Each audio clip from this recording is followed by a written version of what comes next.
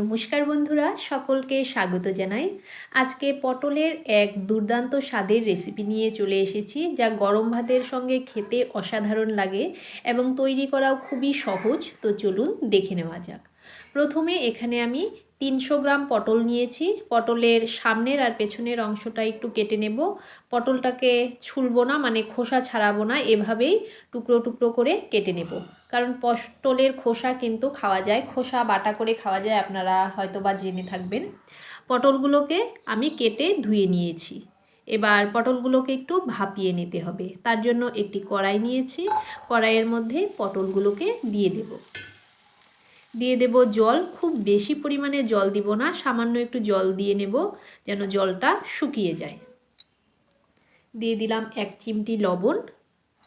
এবার মিশিয়ে দিয়ে একটি ঢাকনার সাহায্যে ঢাকা দিয়ে দেব। কিছুক্ষণ ভাপিয়ে নেওয়ার পর খুলে দেব। খুলে আবারও একটু নেড়ে চেড়ে আবারও ঢাকা দিয়ে দেব। এটা সেদ্ধ হবে না, একটু ভাপিয়ে নিলেই হবে, খুব বেশি সময় লাগবে না। এবার আবারও কিছুক্ষণ ঢেকে দিলাম। এবার ঢাকাটাকে খুলে নিচ্ছি। মোট 5 মিনিট সময় নিয়ে পটলটাকে আমি ভাপিয়ে নিয়েছি। এবার জলটাকে একটু শুকিয়ে নেব। একটু নেড়ে চেড়ে জলটাকে শুকিয়ে নিচ্ছি। হয়ে গেছে। এবার নামিয়ে হালকা একটু ঠান্ডা করে নেব।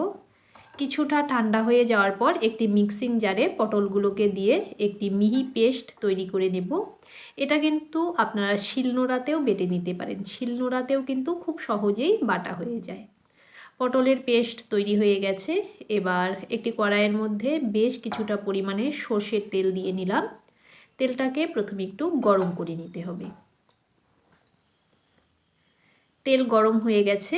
এবার দিয়ে দেব কালো জিরে আর দিয়ে দিচ্ছি 4টি শুকনো লঙ্কা। এবার লঙ্কা এবং কালো জিরাকে একটু ভেজে নেব। দুটো লঙ্কা আমি তুলে রেখে দিচ্ছি পরে ব্যবহার করার জন্য। আর একটি বড় সাইজের পেঁয়াজ এভাবে কুচিয়ে নিয়েছি। এবার পেঁয়াজ কুচি দিয়ে দেব। পেঁয়াজটাকে একটু ভেজে নিতে হবে। পেঁয়াজটাকে কিন্তু একটু হালকা লাল লাল করে ভেজে নিতে হবে। পেঁয়াজটাকে যদি এভাবে যে কোনো ভর্তার মধ্যে যদি পেঁয়াজকে এভাবে একটু ভেজে ব্যবহার করা হয় তবে খেতে কিন্তু খুবই ভালো লাগে। পেঁয়াজটাকে তাই একটু হালকা লাল লাল করে ভেজে নিচ্ছি। দেখুন পেঁয়াজের কালার চেঞ্জ হয়ে এসেছে। পেঁয়াজ ভাজা হয়ে গেছে। এবার যে পটল বেটে রেখেছিলাম সেই পটল দিয়ে দেব। পটল বাটার সময় কিন্তু আমি আলাদা করে কোনো জল ব্যবহার করিনি। এই রান্নাতে কিন্তু কোনো রকম জল ব্যবহার করতে হবে না। সবগুলো পটল বাটাকেই এভাবে দিয়ে দিব। দিয়ে ভালো করে একটু নেড়ে চেড়ে নিতে হবে।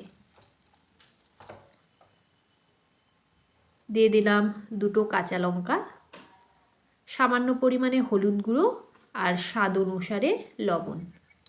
সব কিছু উপকরণকেই এবার ভালো করে নেড়ে চেড়ে মিশিয়ে নিতে হবে। গ্যাসের ফ্লেমটাকে মিডিয়াম করে দিয়ে কিছুটা সময় নিয়ে পটলটাকে এভাবে নেড়ে চেড়ে ভেজে নিতে হবে।